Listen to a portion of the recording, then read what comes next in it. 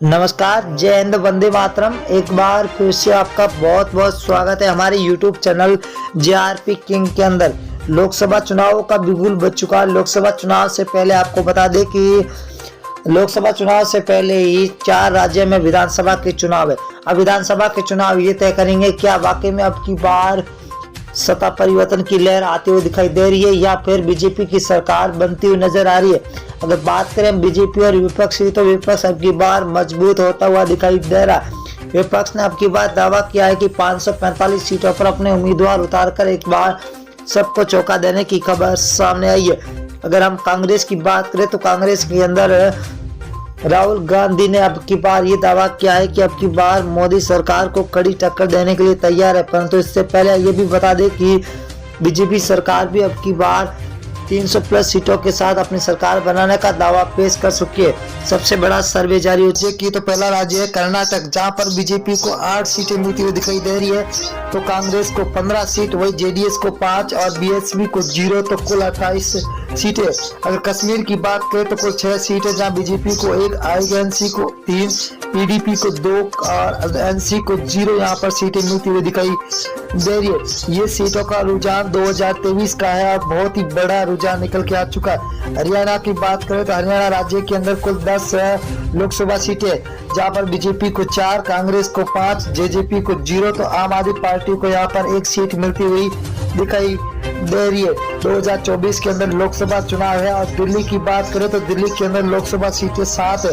7 में से बीजेपी को 2 सीटें मिल रही है, तो वही कांग्रेस को 4, आम आदमी पार्टी को 1 सीट मिल रही है, तो बीएसपी को यहाँ पर 0 सीट मिलती हुई दिखाई दे रही है। तो अदर के खाते में 0 जारी है।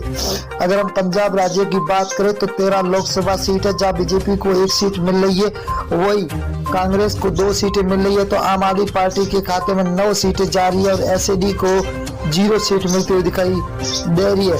अगला राज्य है जहाँ पर मेघालय राज्य। मेघालय के अंदर 29 विधानसभा सीट है, जिनमें से बीजेपी को 12 सीट मिल रही है, तो कांग्रेस को 15, वही एसपी को 0, तो बीएसपी के खाते में 2 सीटें जाती हुई दिखाई दे रही है।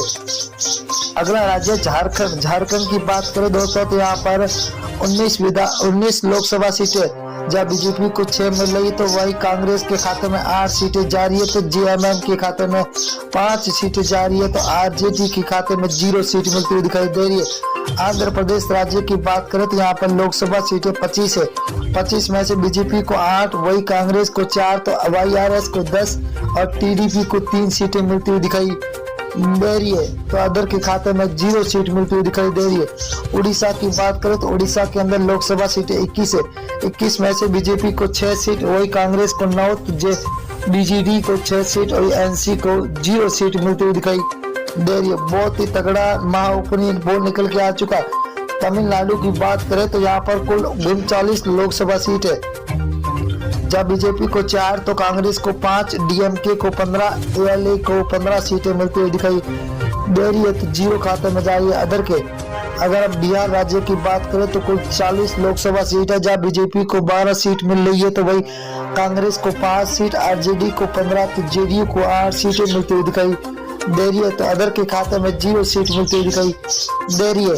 अगला है राजस्थान। राजस्थान के अंदर कुल लोकसभा सीट है 25 में से बीजेपी को 10 सीट है, तो कांग्रेस को 14 सीट, वही आरएलपी के खाते में 1 सीट जा रही है, तो आम आदमी पार्टी को यहाँ पर 0 सीट पर संतोष होना पड़ रहा है, तो अंदर खाते में 0 सीट।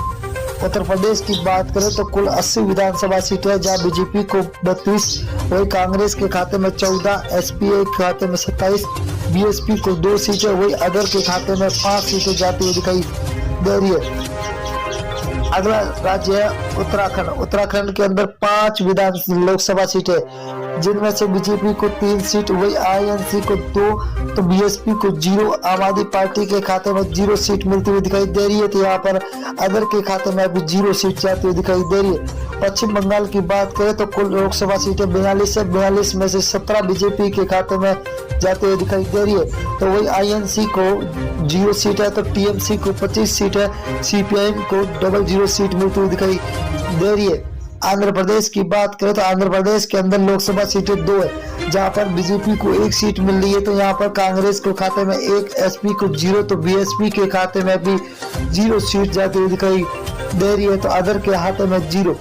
अगर हम मेघालय की बात करें तो मेघालय के अंदर लोकसभा सीटें 2 है, 2 में से बीजेपी के खाते में 0 सीट, 1 सीट जा रही है, तो वही कांग्रेस को 1 सीट मिल रही है। तो एसपी को 0, तो बीएसपी के खाते में भी 0 सीट जाती हुई दिखाई दे रही है। अगला राज्य है जहाँ लक्षद्वीप है, लक्षद्वीप के अंदर लोकसभा सीट 1 है, वही 1 कांग्रेस के खाते में जाते हुए दिखाई दे रही है। तो बीजेपी को यहाँ पर 0, एसपी और बीएसपी के खाते में भी 0 सीट जाती हुई दिखाई दे रही है।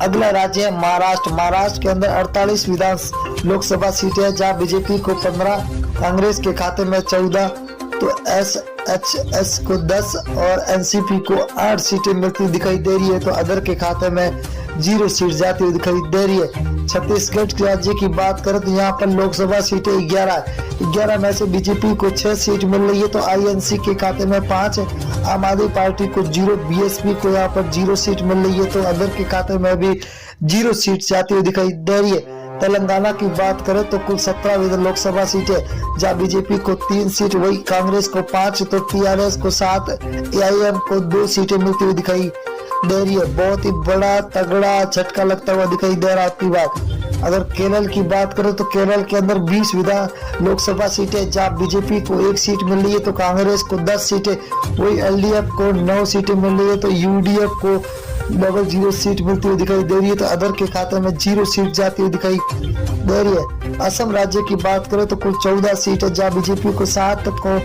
कांग्रेस को 6, एआईयू को 3 और अदर के खाते में 0 सीट जाती हुई दिखाई दे रही है। बहुत ही बड़ा तगड़ा झटका सभी को मिलता हुआ दिखा। गुजरात की बात करें तो कुल 26 लोकसभा, जब बीजेपी को 12, कांग्रेस को 6, तो आम आदमी पार्टी को 8, बीएसपी के खाते में 0 सीट जा रही है, तो अदर के खाते में भी